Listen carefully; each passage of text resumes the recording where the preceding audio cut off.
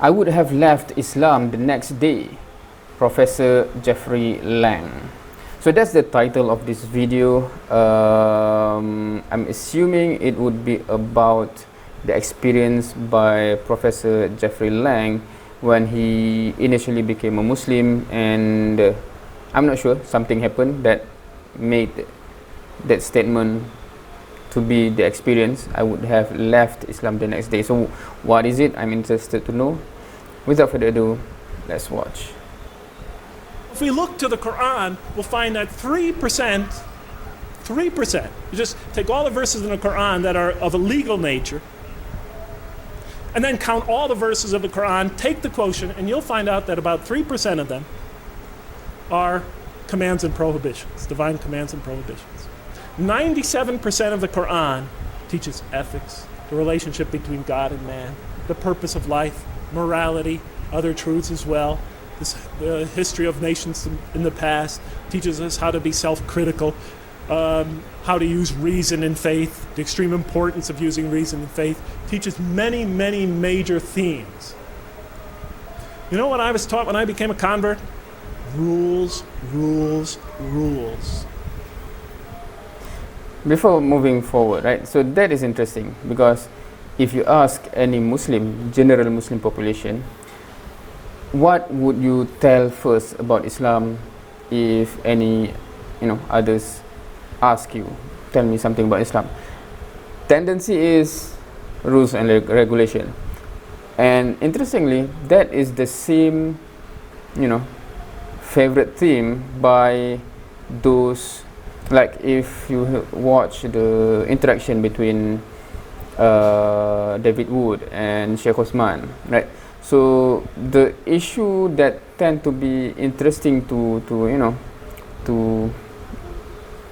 poke at or something within Islamic or Quranic text is the rules and regulation, right?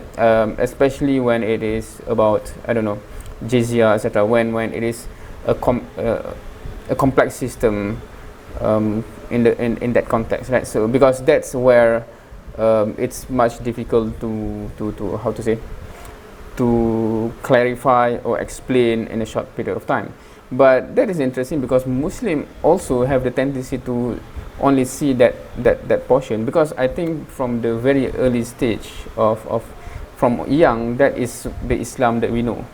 Rules and regulation. You have to do this, you cannot do this. But the rest, from even my experience when I share certain verses of the Quran with normal use of the Muslim, they do not know, they are not familiar with those verses, unfortunately. But that's the reality.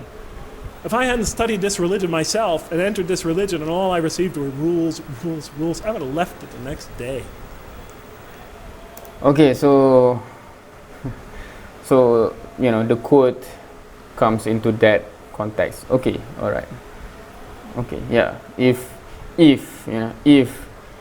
that's the only experience and he have not learned by himself and just follow what many Muslim put on you.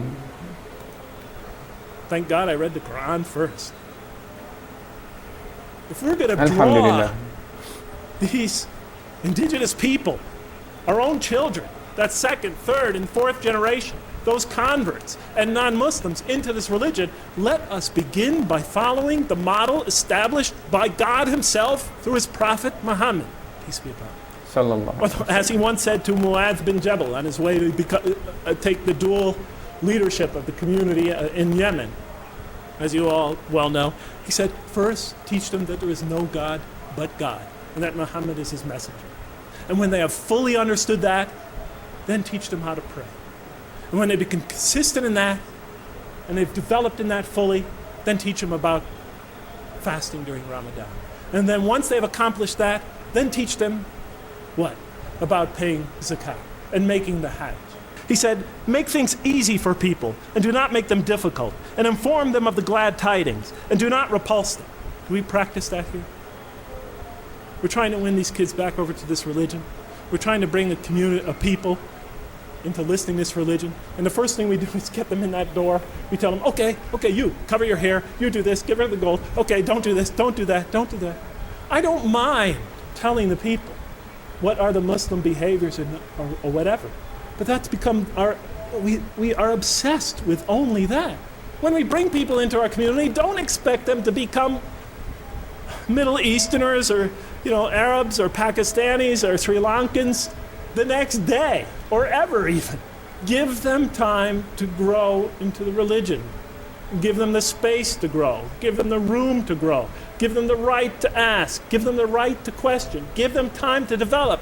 The Quran gave them 13 years in Mecca and then slowly but surely brought them along after that. We always put the cart before the horse. Give them time.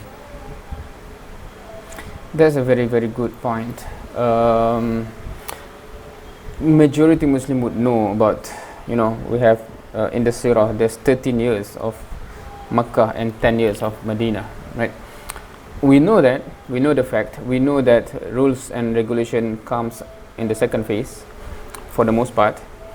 But then to put into implementation in our real life and interaction, that's the interesting part. I think it is because we just replicate how it comes to us.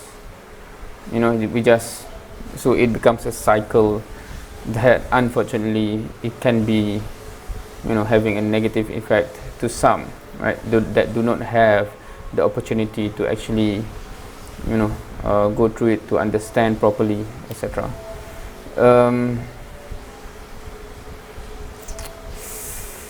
Yeah.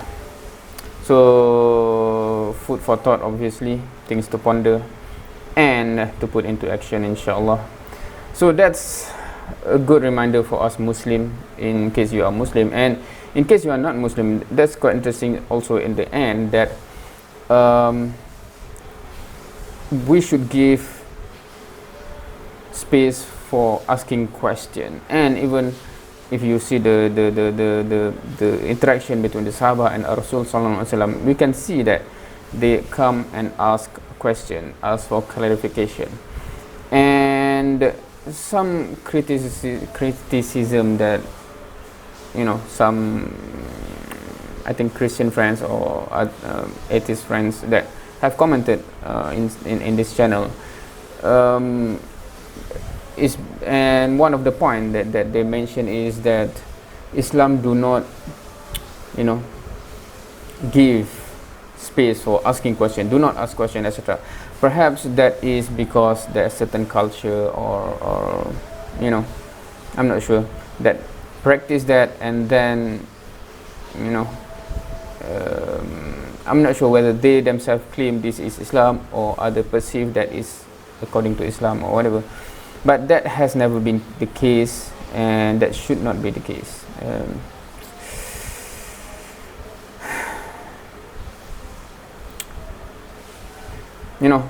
There's a lot to wonder, and I think we'll stop the video here. Hopefully it gives food for thoughts and things to ponder for you as well, and hopefully we can build a better next generation, inshallah. Well, that's it for today. Thank you for watching. See you next time.